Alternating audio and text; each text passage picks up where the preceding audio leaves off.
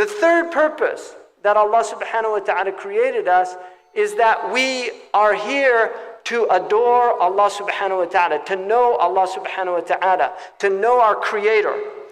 Allah subhanahu wa ta'ala, when He said that مَا خَلَقْتُ الْإِنسَ وَالْجِنَّ وَالْإِنسَ إِلَّا لِيَعْبُدُونَ, I only created the sprites and the spirits and the humans to worship.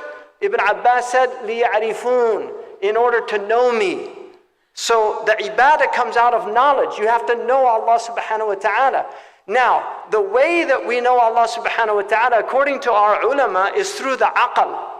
It's actually through the intellect. It's not through naql, which is revelation.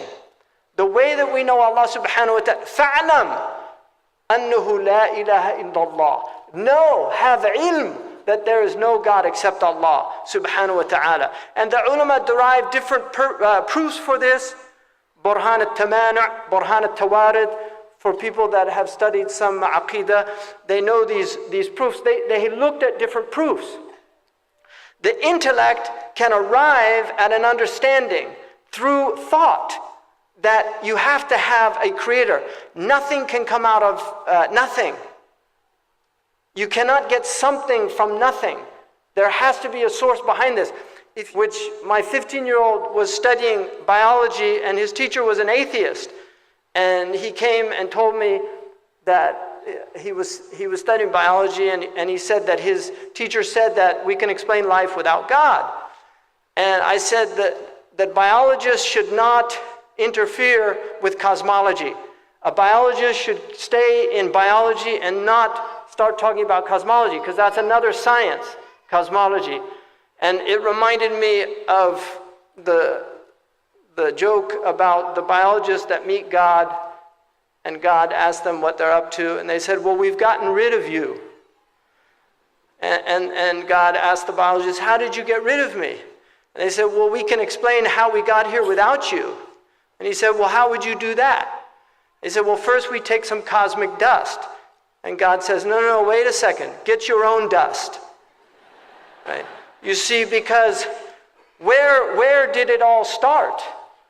Where did we come from? Even if evolution explained how we have evolved as a species, it doesn't explain where the original material came from. Man cannot bring anything into existence from nothing. He makes organs from already existing cells. The cloning comes from already existing cells. He's now in stem cell research and doing all of these things. Everything that he makes has pre-existing materials. We cannot make anything out of nothing. It's impossible for humans to do that, because nothing comes from nothing. And this is why my own teacher said, كَذَبَ الْمُلْحِدُونَ, the atheists are liars. الْعَدْمُ لَا يُوجِدُ الْوُجُودِ, non-existence cannot bring existence. الْفَوْضَى لَا يُكَوِّنُ النِّظَامِ, anarchy or chaos cannot bring order into existence.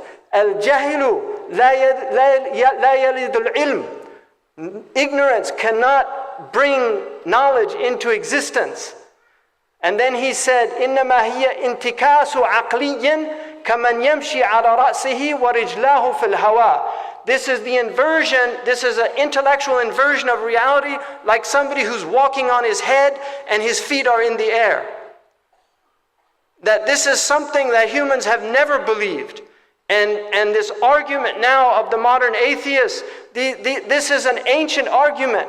Atheists have always been around. In fact, atheists were actually more sophisticated 100 years ago than they are today. And this is the truth, because 100 years ago they were well versed in philology, like Nietzsche. They were well versed in, they were profound philosophers. Even at the time of Socrates, there were atheists. People forget that Marx, who was an atheist, he did his PhD dissertation was on the materialists, the Greek materialists. So he had studied materialistic philosophy. So this argument, this modern argument, is not a new argument. It's a very old argument, and our scholars dealt with this argument extensively, but people don't read their books anymore. And one of the simplistic views of some of these modern Muslims that deny theology and the tradition of theology, they have no response to these new atheists. They have no response other than to say kuffar.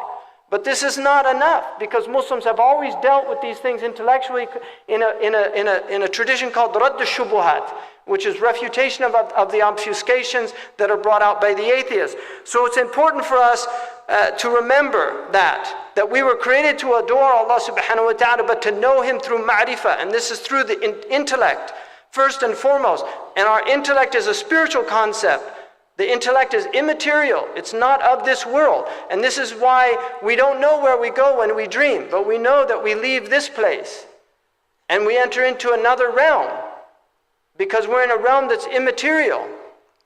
So this is important for us to remember, that now as our young people are exposed to a lot of these ideas, we need to address these ideas in sophisticated ways.